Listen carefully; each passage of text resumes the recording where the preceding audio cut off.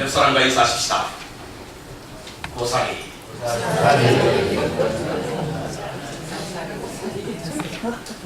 고맙고 사랑하고 이해합니다. 지난 금요일날 금요 기도회 전에 식사를 하면서 우리 최강 장로님이 웃음 치료사 공부를 좀 하고 싶다 라는 말씀을 하시더라고요. 웃음 치료사. 그래서 제가 웃음 치료사라고 하는 사람이 도대체 뭐 하는 사람들인가 하고 인터넷에 한번 들어가 봤습니다. 웃음을 통하여 내적 치유를 하는 사람들이 바로 웃음 치료사더라고요. 그런데 이분들은 웃음은 운동이다 이렇게 주장합니다. 웃음은 운동이다. 왜냐하면 우리 몸에는 650개의 근육이 있는데 얼굴에만 모두 80여 개가 있다고 합니다. 그런데 이 중에 웃을 때의 몸의 근육이 231개, 얼굴 근육 15개가 움직인다는 것이죠. 여러분들 웃을 때에 우리 몸의 근육 231개와 얼굴 근육 15개가 여러분들이 인지하든 인지하지 않든 움직인다는 거예요. 그래서 15초만 웃으면 12칼로리가 소모된다는 거예요. 칼로리 소모되기 위해서 뛰시는 분 웃기도 하시기 바랍니다. 그리고 수명은 2일간 연장되고요. 15초만 웃으면. 그리고 윗몸 일으키기를 25번 한 것과 똑같다. 그런데 웃을 때는 세 가지 원칙이 있대요. 그냥 웃으면 안 되고 이 세 가지 원칙이 있는데 첫 번째로는 크게 웃으라는 크게 웃으라. 피시시하게 웃지 마시고 마치 비웃듯이 웃지 마시고 크게 웃으라. 크게 웃으라. 다음 숨을 내쉬는 날숨. 이 들숨이 있고 날숨이 있나 보죠? 날숨으로 10초 이상 웃어요. 10초 이상. 하하 하고 말지 마시고 한 10초 동안 계속 웃어요. 다음 배가 아프도록 숨이 끊어질 듯 박장대소하라. 배꼽 빠진다는 말씀 있잖아요. 그것처럼 크게 박장대소하면서 웃으라. 그러면 15초만 웃어도 12칼로리가 소모되고 수명이 2일간 연장되고 윗몸 일으키를 25번 한 것 같다. 할만하잖아요. 해볼만 하시죠? 998832 하시기 바랍니다. 많이 웃으셔서 건강하게 사시고 그리고 좋은 피부, 탱탱한 피부 유지하시면서 하나님 오실 때 이틀만 계시다가 가시기 바랍니다. 2008년 5월 24일 날 원광대의 김종인 교수라고 하는 분이 장수의 비결에 대해서 연구한 것을 조사하고 발표한 적이 있는데요.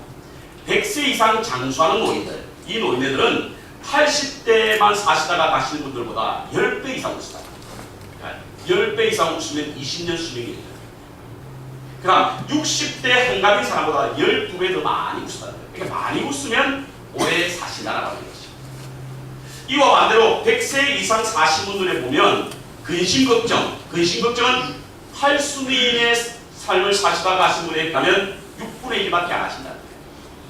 그리고 환갑인 분에 비하면 12분의 1밖에 근심걱정을 안 하신다는 거예요. 그러니까 웃음은 생명을 연장하고 근심은 생명을 단축한다. 성경에도 이런 말씀이 있지 않습니까? 잠언서 17장 22절에 보면 마음의 즐거움은 양약이라도 심령의 근심은 뼈를 마르게 한다. 그렇습니다. 우리는 말씀대로 항상 기뻐해야만 심신의 건강한 생활과 행복한 삶을 영위할 수 있습니다. 그래서 일로이면 일소이다. 시작! 한 번 노하면 한 번 늙고 한 번 웃으면 한 번 젊어진다. 그렇습니다. 많이 웃으셔서 젊음을 유지하시기 바라시고 젊은 삶을 통해서 하나님께 영광을 돌릴 수 있기를 바랍니다. 웃는 사람은요 자신의 건강에도 좋지만 또한 상대방에도 즐거움을 줍니다. 그래서 잘 웃는 사람들 통해서 사람이 많이 모입니다.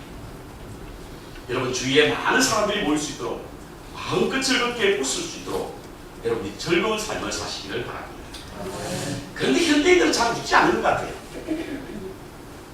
왜 웃지 않습니까? 웃을 일이 있어야 웃죠. 신학자 하비 콕스라고 하는 사람이 있는데요. 이분은요 현대인들은 소유는 늘고 삶의 이전보다 나아졌는데 기쁨은 사라지고 있습니다. 이것은 바로 황홀한 축제의 기쁨을 잃어버렸다 이렇게 말합니다.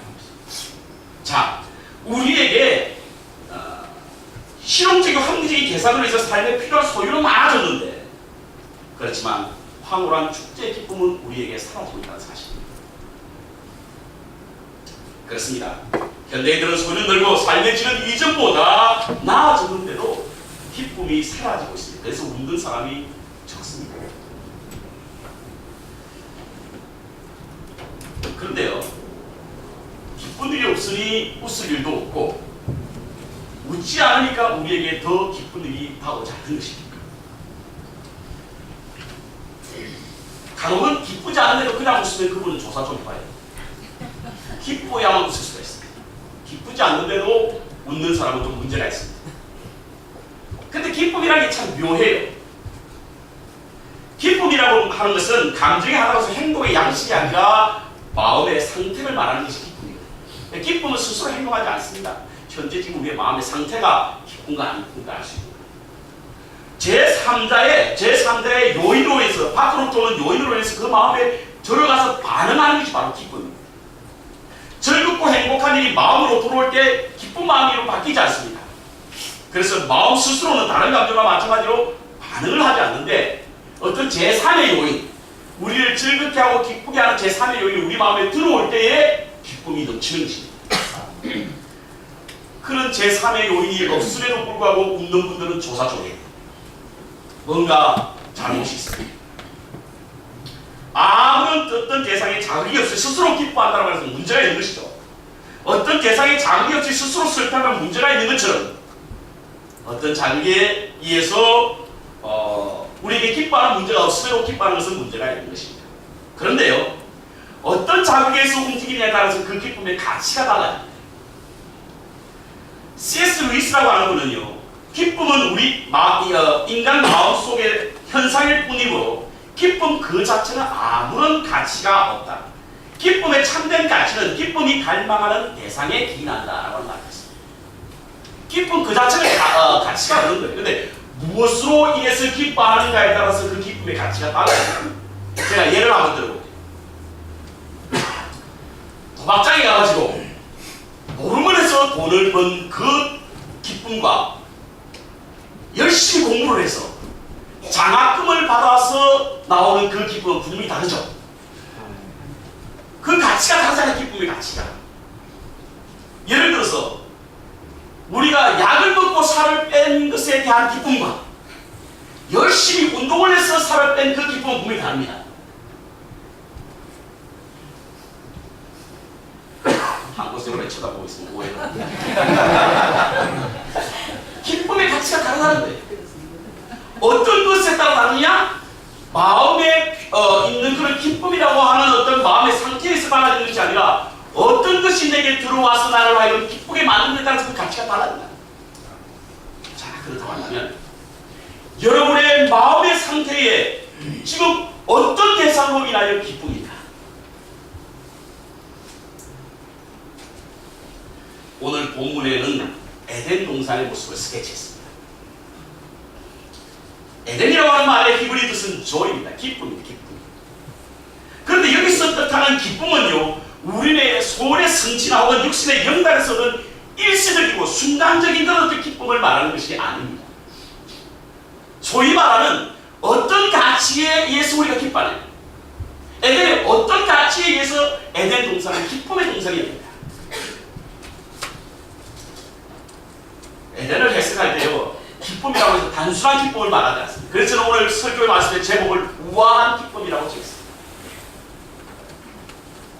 우아하다라고 하는 단어의 해석은 뭐죠? 우아하다라고 하는 말은 일반적으로 품이 있다, 세련되다 이런 말을 할 때 우아하다고 하지 않습니까?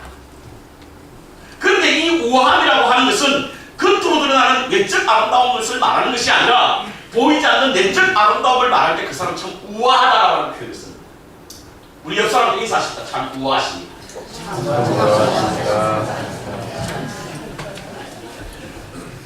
그렇다고 하면 에덴은 단순하게 외부로부터 오는 어떤 대상에 자극을 받아오는 어떤 그런 일시적이고 순간적이고 그리고 가치가 없는 그런 기쁨이 아니라 보이지 않는 어떤 관계 속에서 지속적으로 계속되는 우아한 기쁨이 에덴 동산에 있었다는 사실입니다.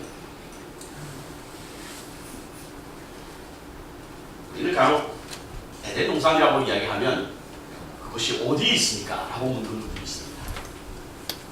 실제로 이 말이 사실인지는 모르겠습니다만 어느 책에 보니까 성지를 찾아다니는 어떤 사람들이 아라비아의 사막을 지나 옛 바벨론 흙이 있는 남쪽으로 한 300마일 정도 내려가다 보면요 푯말이 하나 보이는데 지금도 보이는지 모르겠습니다. 그거에 어떤 푯말이냐면 여기가 에덴 동산으로 가는 길이다 라고 하는 The way to go Eden이라고 하는 표가 있다는 거예요.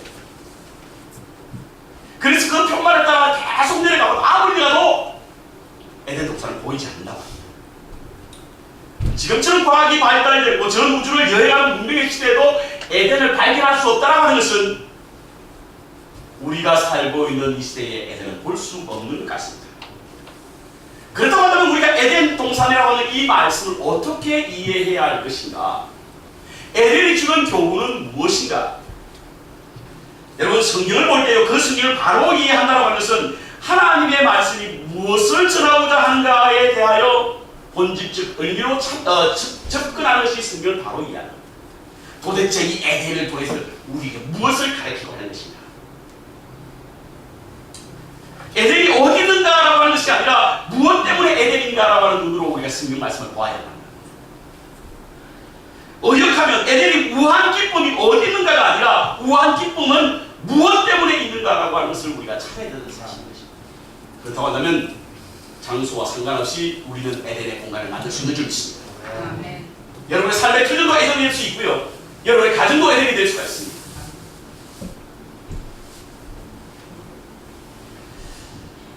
그럼 도대체 왜 여기가 우아한 기쁨이 있는 곳이 되었을까?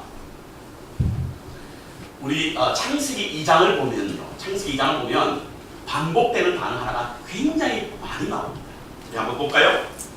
그 단어가 어떤 단어냐면 바로 하나님이라고 합니다. 하나님. 2장 2절 하나님의 2장 3절 하나님이 4절 여호와 하나님이 5절 여호와 하나님 7절 여호와 하나님 8절 여호와 하나님 9절 여호와 하나님 계속적으로 반복되는 여호와 하나님 15절 여호와 하나님 16절 여호와 하나님 18절 여호와 하나님. 그럼 에덴 동산은 왜 우아한 기쁨이 있는 동산이었다고요? 여호와 하나님이 계셨기 때문에 기쁨의 동산이 됐다는 거예요. 아멘. 여러분과 제가 어디에 있든지 상관없이 여호와 하나님이 다스리시고 여호와 하나님이 가르치시고 여호와 하나님이 말씀하시는 그것이 에덴의 동산이 될 줄 믿습니다. 아멘.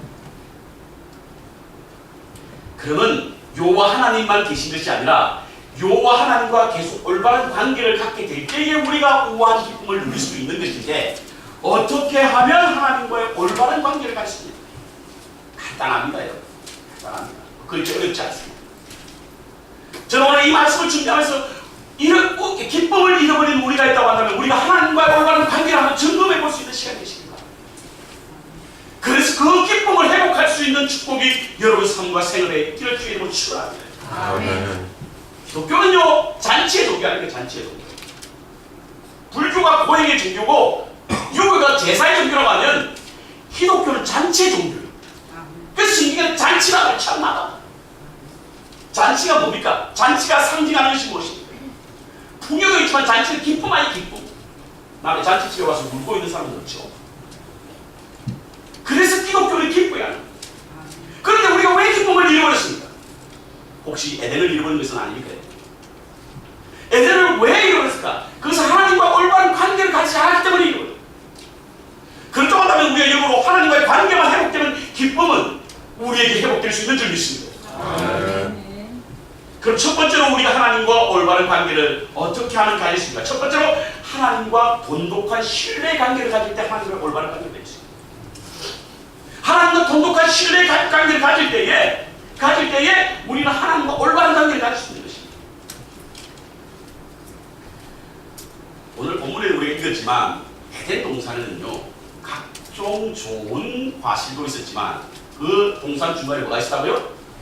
생명나무와 선악과가 있었다. 우리가 가는 그런 질문을 합니다. 아니 하나님이 선악과를 만들지라고 우리가 죄를 짓지 않았을까요? 왜 선악과를 만들어 이 속을 쓰냐? 그런데요, 더 놀라운 것은 그 선악과를 동산 중간에 놨다니.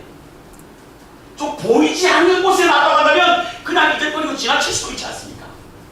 그런데 왜 하나님은 동산 중간에 그 선악과를 놔가지고 사람들과 이거 미혹해 만들고 결국에는 죄를 보아야 해요. 그런데 여러분, 선악과가 무엇입니까? 선악과는 하나님의 언약의 상징거든요. 사람들이 볼 때마다 하나님과의 약속을 생각해 만드는 것이 선악과예요. 여러분, 어떤 중요한 약속, 어떤 중요한 계약은요, 눈에 잘 보이는 곳에 크게 마련인 거예요. 우리 가훈도 그렇잖아요. 가훈도 뭐 침대 밑에 숨겨놓는 가훈이 어디 있습니까? 잘 보이는 데 두시고. 그것을 보면서 우리 조상과 맺은 약속, 우리 집안 대대로 내려오는 그 약속을 잊지 말자고 들어봅니다. 그렇다고 해서 하나님과의 약속도 잘 보이는 곳에 두어야만 우리들이 하나님의 백성으로 하나님과의 언약을 생각할 수 있다. 그래서 하나님이 동산에 두신 일이 있습니다. 아멘. 그런데 하나님과의 아담과 하와가 어떻게 승리했습니까? 그 신뢰에 금이 가야 돼요. 먹으면 죽을 것이다. 그것을 믿었다고 한다면 아마 하나님과의 관계가 무너지지 않았을 것입니다. 믿지 않아요. 제가 한번 묻겠습니다.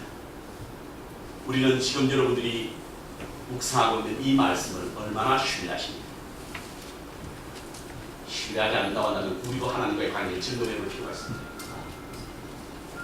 저는 유독 요즘 와서 우리 인생의 성경적 삶이 무엇인가에 대한 고민을 합니다.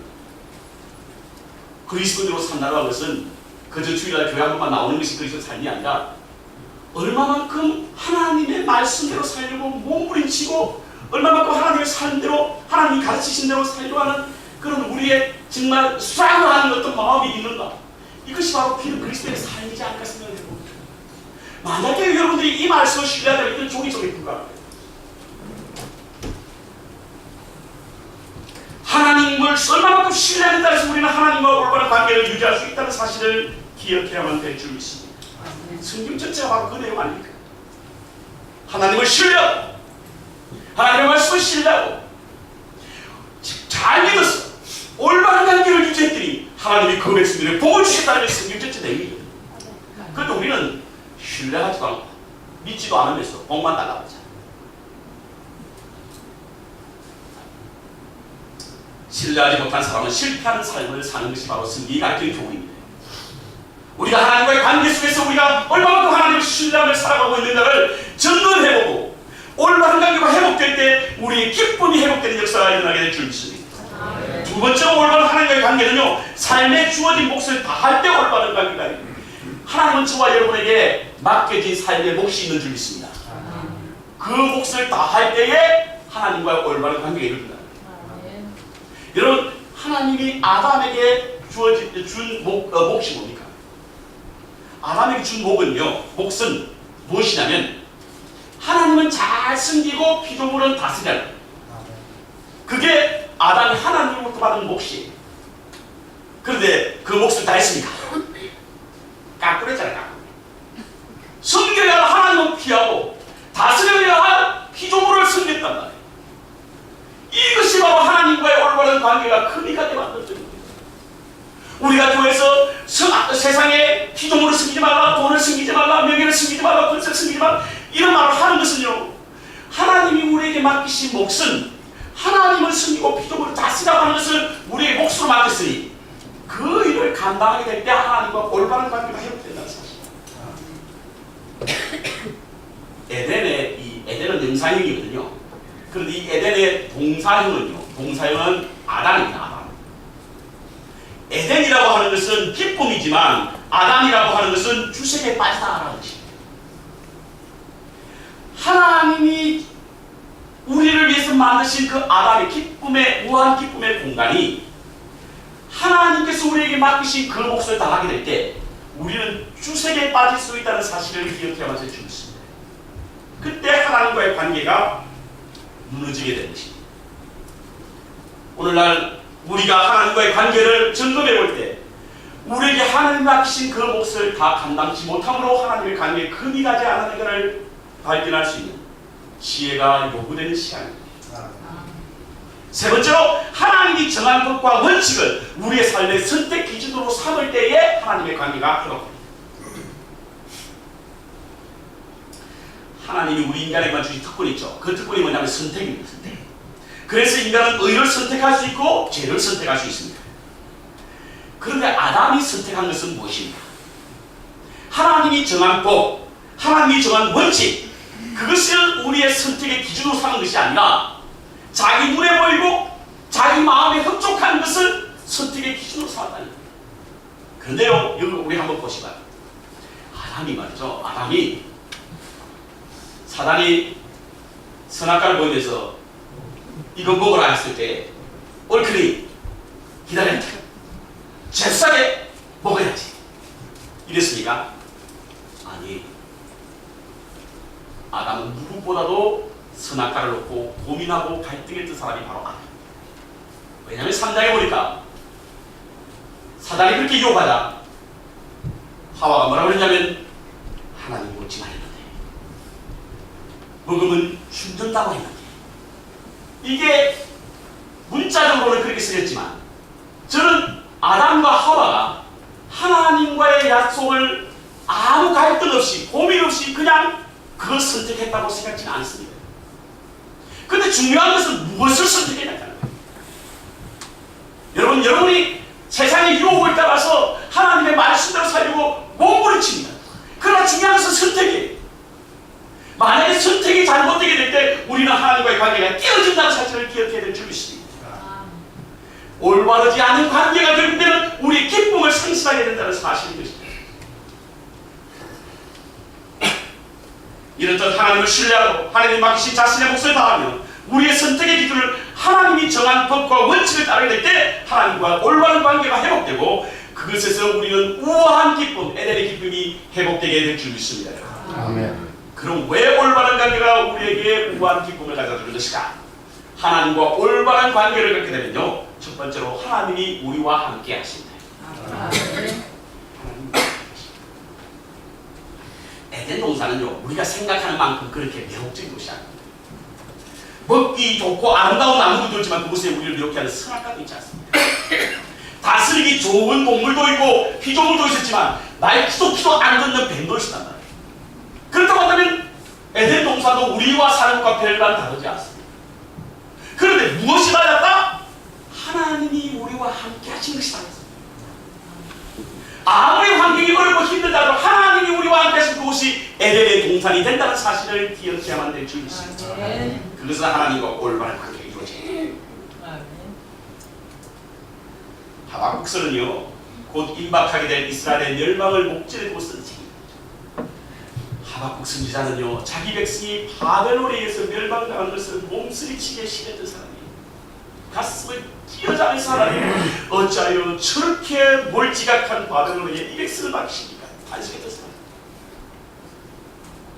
그런데 그러한 그가 하박국서 3장 17절에 보니까 비록 무화과 나무가 무성치 못하며 포도나무에 열매가 없으며 감람나무에 수축이 없으며 밭에 먹을 것이 없으며 우리의 양이 없으며 외양간에 소가 없을지라도 여호와로 말미암아 즐거워하며 나의 구원의 하나님을 말미암아 기뻐하리라. 아멘. 사도 바울의 서신에 보면요, 빌립보서가 있습니다. 빌립보서는요, 4장밖에 안 되는 짧은 책이지만 그곳에 기쁨, 혹은 기뻐하라는 말이 모두 13번 나옵니다. 계속해서 반복적으로 기뻐하라.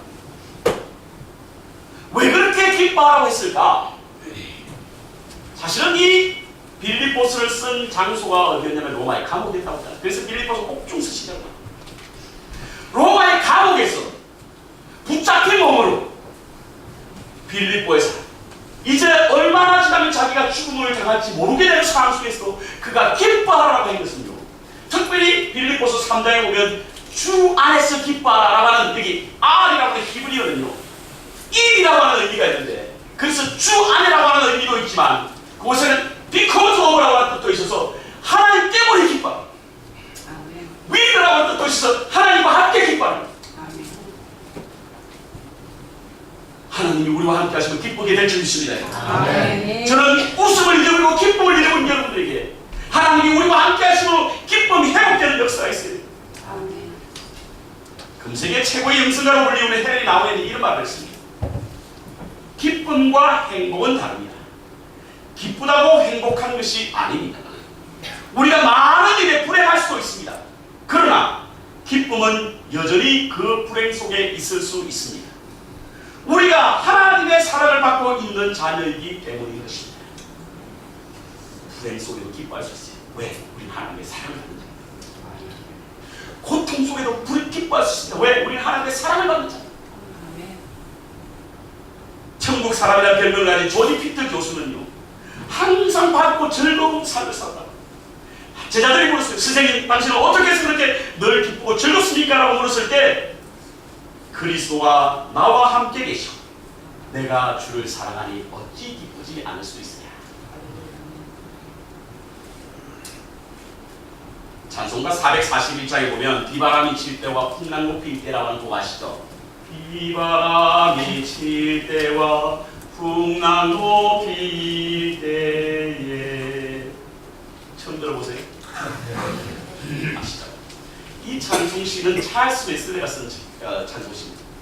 이 찰스 웨슬리는 이 찬송시를 어디에서 아이디어를 얻느냐면 요한 웨슬리가 조지아, 미국 영국에서 조지아로 선교 여행을 왔다가 돌아가는 길에 풍랑 속에서 위급한 일을 당했는데 자기는 불안하고 초조한 마음으로 그 풍랑 속에 있었지만 그 옆에 있던 모라비안 부부들이 찬송을 부르고 하나님을 찬양하는 모습을 보고 당신은 어떻게 해서 이렇게 불안하지 않습니까? 라고 물었을 때에 그들이 고백했던 그 내용을 이 찬송시로 썼던 것이 바로 비바람이 칠 때와 풍랑 높이 있을 때 사랑하는 우리 주 나를 품어주소서.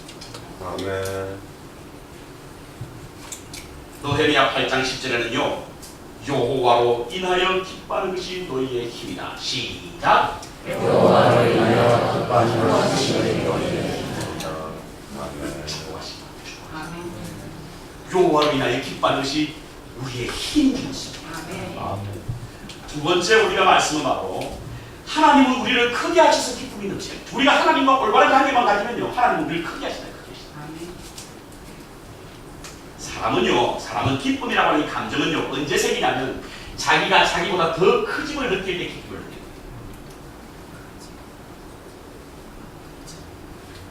제가요, 설교를 잘 못하잖아요. 고개 끄덕이시면 제가 싫습니다. 저는 항상 설교 끝나고 나면 그 말씀을 좀 전할 거예요. 꼭 이상하죠. 설교 끝나고 나면 또 말씀 생각나요.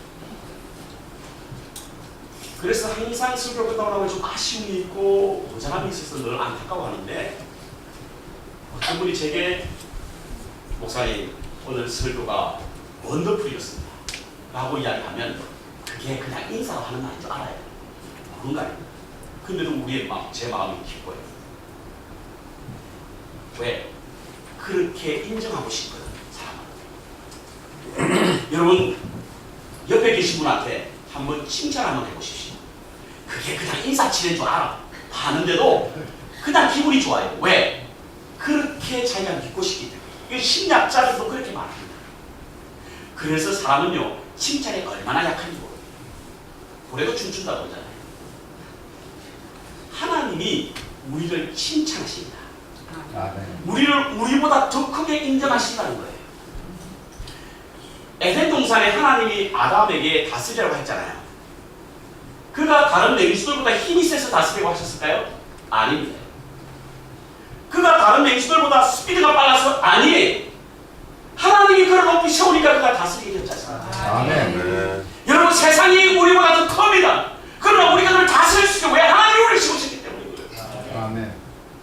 하나님과 올바른 관계를 가지면 그렇죠. 저는요, 시편 23편에 보면 원수의 목전에서 상을 베푸시고 기름으로 내 머리 바르셨으니 내 잔이 넘치나이다. 이 말씀이 나를 큰 은혜로 달아요.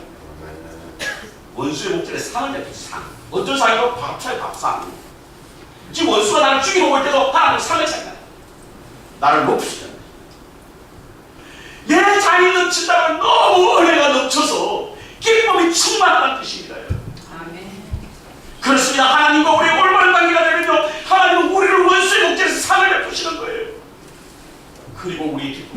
충만하게 만들어주시는 분이 바로 여호와 하나님이십니다. 우리는 약한 존재입니다. 그래서 어쩌면 하나님이 우리를 불렀는지 몰라요. 그러나 부르시고는 한 번도 우리 보고 너희가 약하다라고 말하지 않고 당신의 강함으로 우리의 약함을 채우시는 분이 바로 하나님이십니다. 하나님과 올바른 관계가 맺을 때 이러한 기쁨을 느끼게 되니까 우리가 우리의 마음속에 에덴과 같은 기쁨을 누리며 살 수 있다는 사실을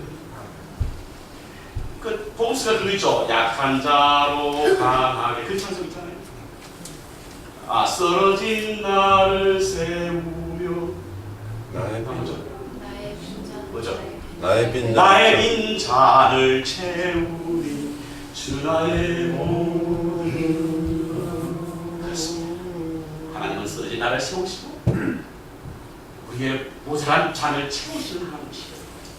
하나님과 그 올바른 관계가 될 때 그것을 누리게 되니 우리가 기쁨을 누리는 것이죠.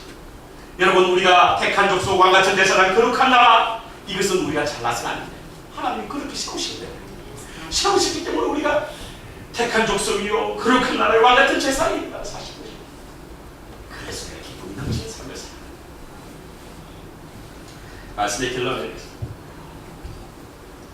여러분, 하루에 여러분은 몇 사람을 만납니까? 몇 사람을 만나세요?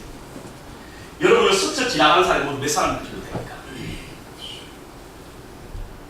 하루가 지나고 나서 저녁에 누웠을 때에 오늘 내가 몇 사람을 만났을까라고 세보면 대개는 2사람, 어떤 날은 한 사람도 안 만났다라고 말하는 사람이 있습니다.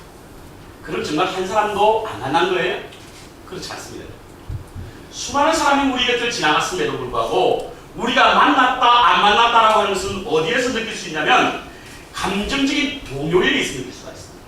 자, 지나가는 사람이 제게 기쁨을 주었든지 슬픔을 주었다든지 어떤 감정적인 동요가 있을 때 그 사람을 만났어.